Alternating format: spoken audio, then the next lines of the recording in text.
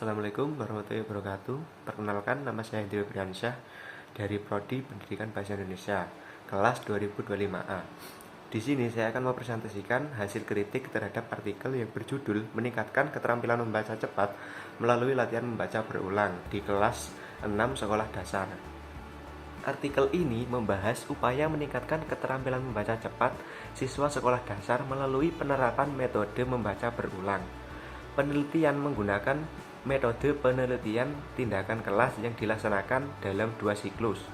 Berdasarkan hasil penelitian, metode tersebut terbukti mampu meningkatkan kemampuan membaca cepat siswa. Secara umum, artikel telah disusun secara sistematis dan didukung oleh referensi ilmiah yang relevan. Namun, masih terdapat beberapa aspek yang perlu dikritisi agar kualitas akademiknya menjadi lebih baik. Selanjutnya saya akan menjelaskan kelebihan artikel. Kelebihan pertama adalah judul artikel yang jelas dan spesifik. Judul telah menggambarkan fokus penelitian, yaitu peningkatan keterampilan membaca cepat melalui metode membaca berulang pada siswa kelas 6 sekolah dasar.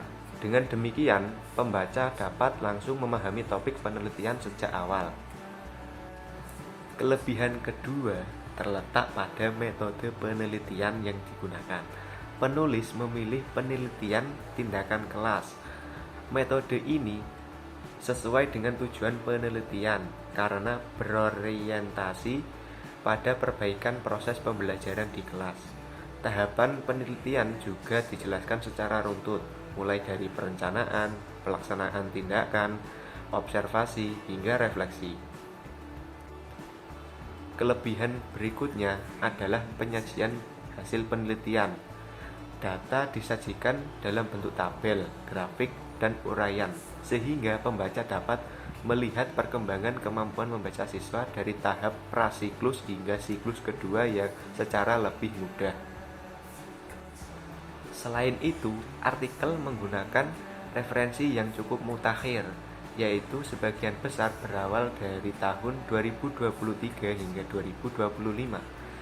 Hal tersebut menunjukkan bahwa penulis telah memanfaatkan sumber ilmiah yang masih relevan dengan perkembangan penelitian di bidang pendidikan. Di samping berbagai kelebihan tersebut, terdapat beberapa kelemahan artikel. Pertama, jumlah subjek penelitian hanya 6 orang siswa. Jumlah ini memang masih dapat diterima dalam penelitian tindakan kelas, tetapi terlalu terbatas apabila hasil penelitian ingin dijadikan acuan untuk kondisi yang lebih luas. Oleh karena itu, hasil penelitian belum dapat digeneralisasikan secara optimal. 2. Analisis hasil penelitian masih kurang mendalam. Penulis lebih banyak menjelaskan adanya peningkatan nilai pada setiap siklus tanpa membahas faktor-faktor yang menyebabkan peningkatan tersebut. Selain itu, hasil penelitian juga belum dibandingkan secara kritis dengan penelitian terdahulu, sehingga pembahasannya masih bersifat deskriptif. Ketiga, artikel tidak menjelaskan keterbatasan penelitian, padahal penyampaian keterbatasan merupakan bagian penting dalam penelitian ilmiah agar pembaca mengetahui batas hasil penelitian serta peluang untuk penelitian selanjutnya. Keempat, penulis belum menjelaskan validitas dan reliabilitas instrumen penelitian.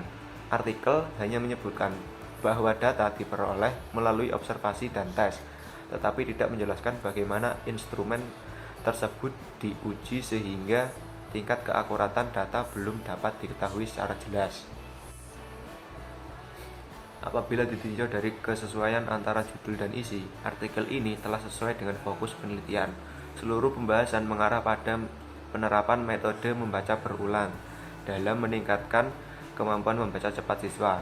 Namun pembahasan masih berpusat pada peningkatan hasil belajar, sedangkan dampak metode tersebut terhadap minat membaca, motivasi belajar maupun kemampuan memahami bacaan dalam jangka panjang belum dijelaskan secara mendalam.